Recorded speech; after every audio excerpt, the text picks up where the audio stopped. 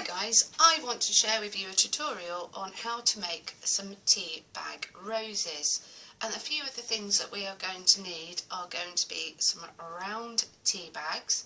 If you're in the States you can get them from Walmart. They're Tetley English Blend and they come in a lilac box. Hunt them down, not every place is going to have them, but I promise you they are available out there.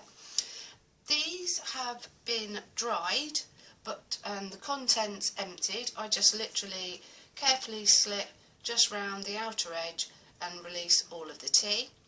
They have not been ironed. For this particular project I love the concept that they are still unflat. I mean, I have a tendency, I do like to iron my tea bags and then work that way, but on this one we're just going to leave them just as they are, all crumpled up, because that's really what we want for this particular flower rose.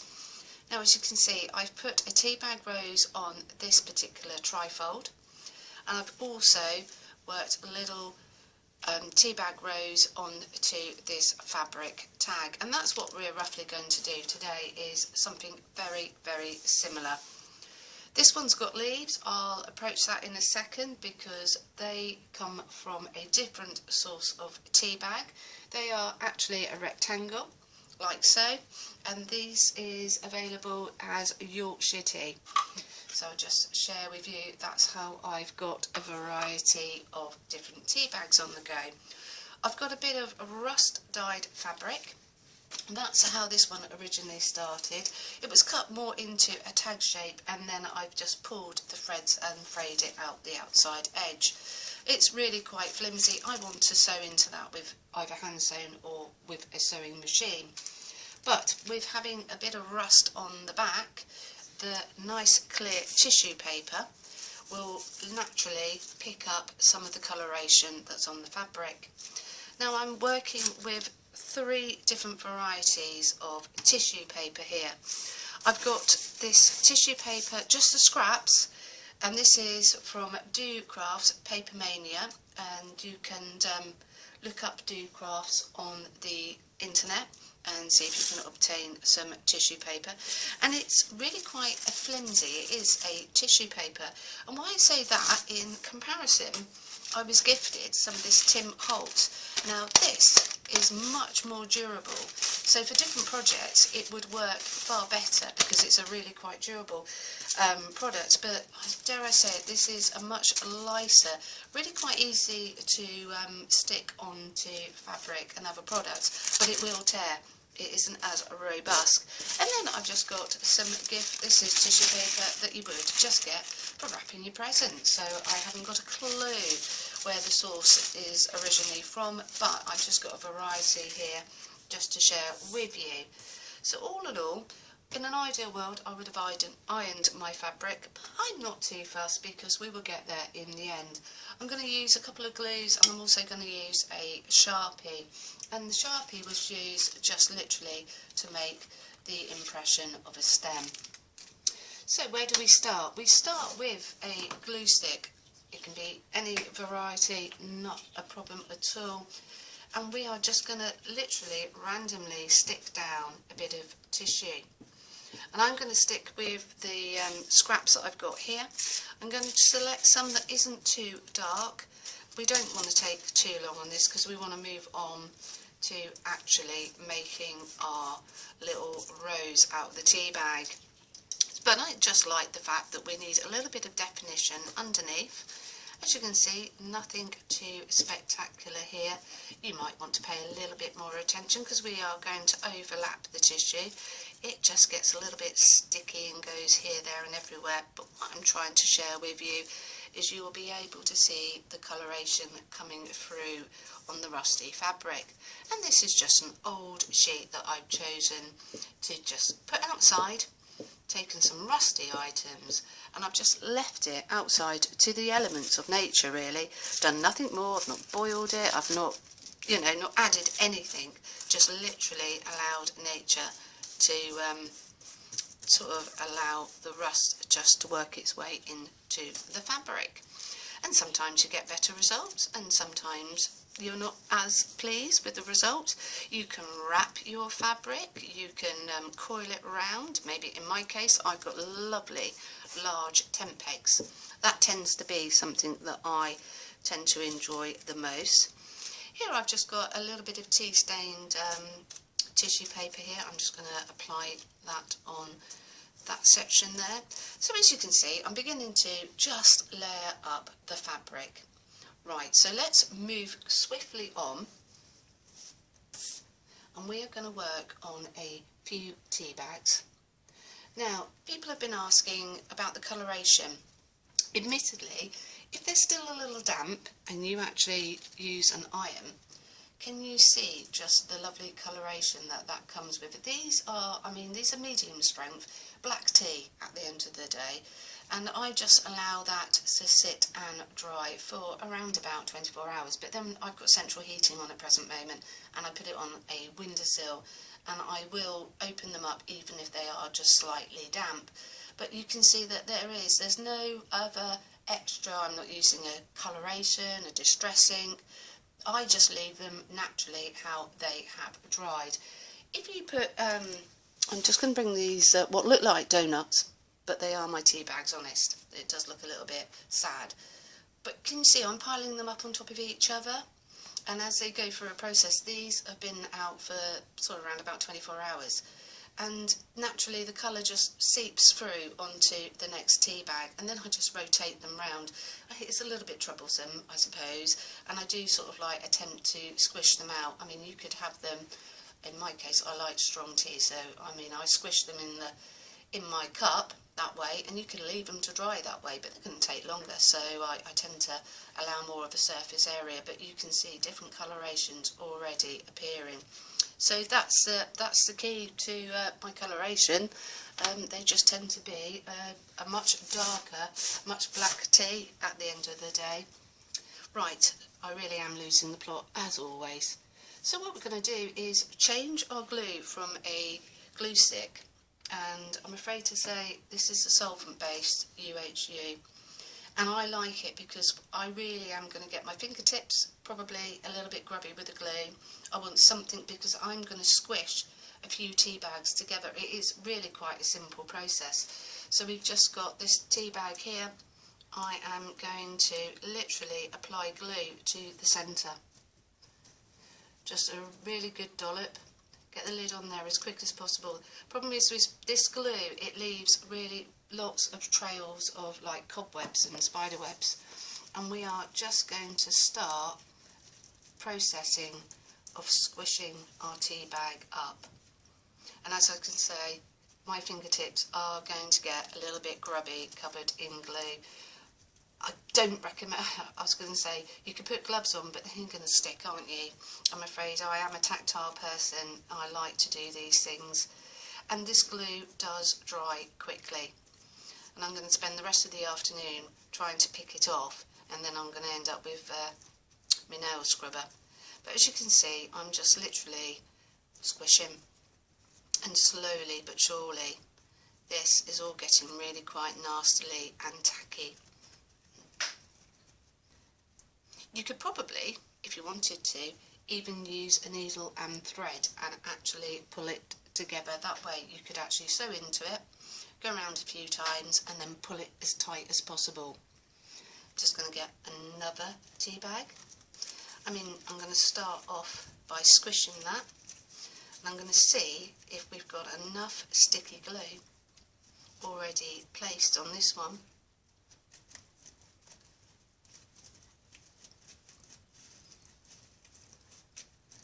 And we're just going to keep layering up. That would be my suggestion. You're all going to find your own little methods here, and so it is a matter of making sure that when you apply the glue that you're just applying it to the centre.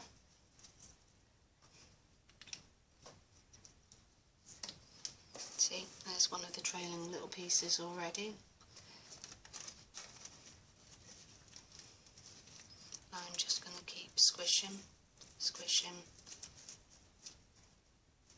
literally squishing my tea bag. You can go back and apply a little bit more glue on the bits that are a little bit looser. And we're probably going to put another 2 tea bags on here. But as you're beginning to see, we're layering up.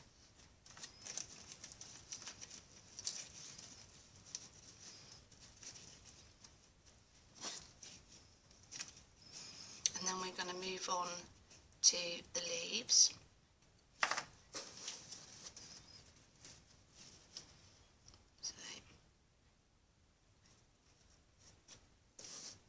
Hopefully, I mean, unfortunately I'm doing this in real time. I'm sure you can speed me up, have a squeaky little voice.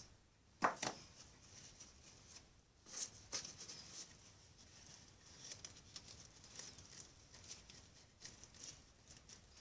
bit by bit, we are building up that tea bag. Just want to put one more in. And you can be selective as well.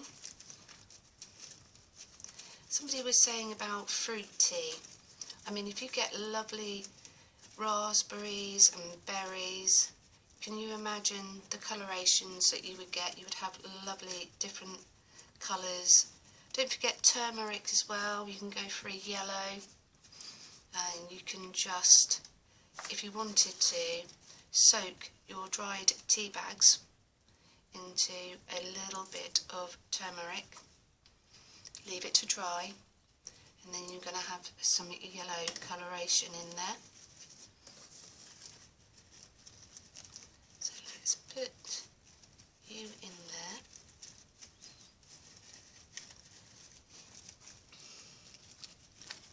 Now this is more like a little dog rose, I think.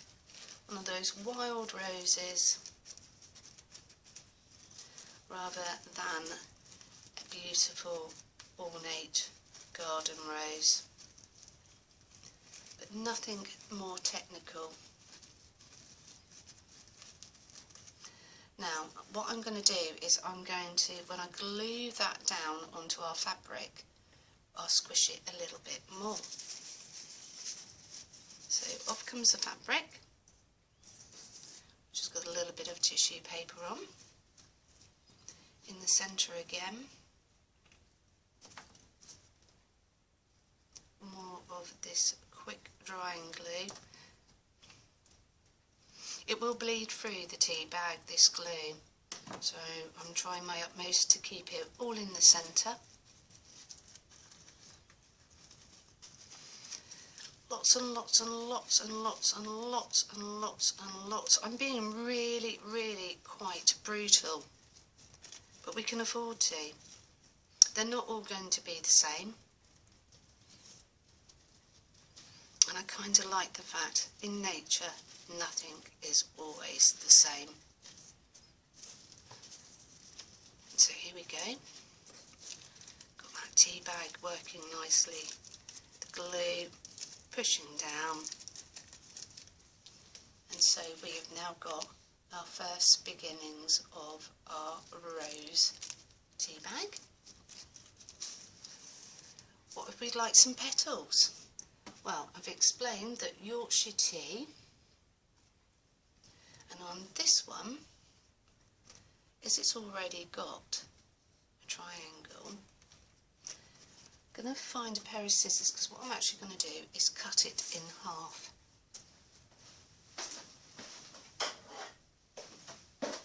It's always something that's not close to hand. There we go.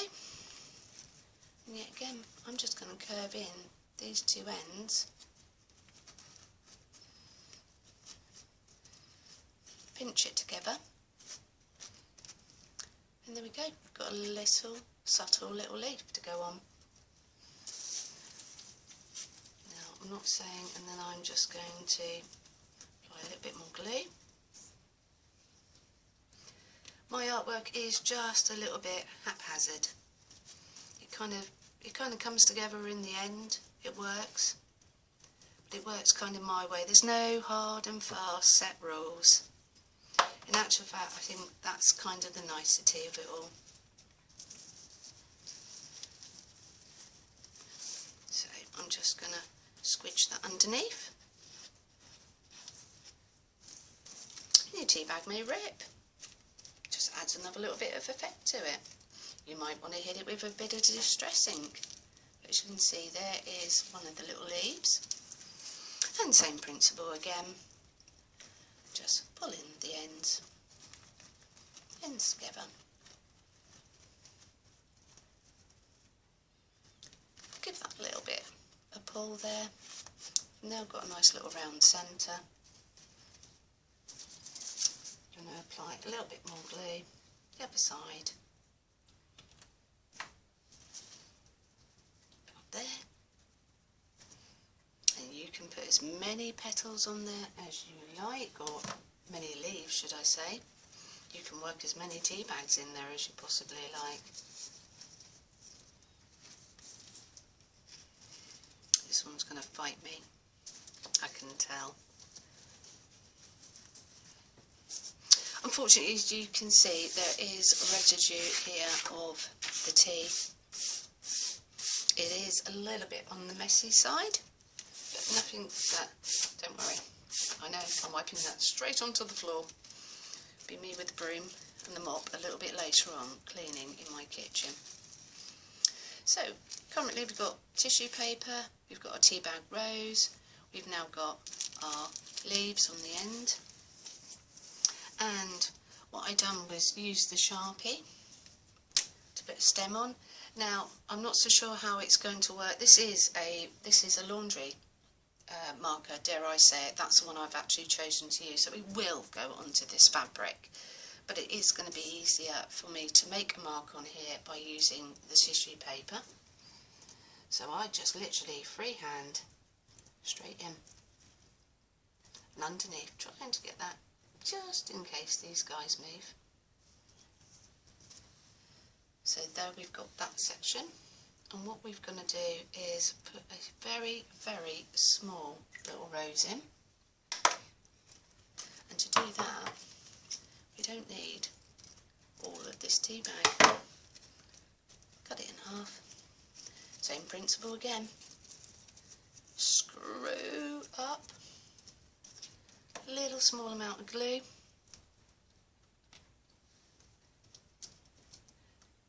All of this could be done with a glue stick. It doesn't have to be, but you're just going to find it's going to take a slower process, much longer to dry, and you may actually have to keep reapplying little pieces of glue.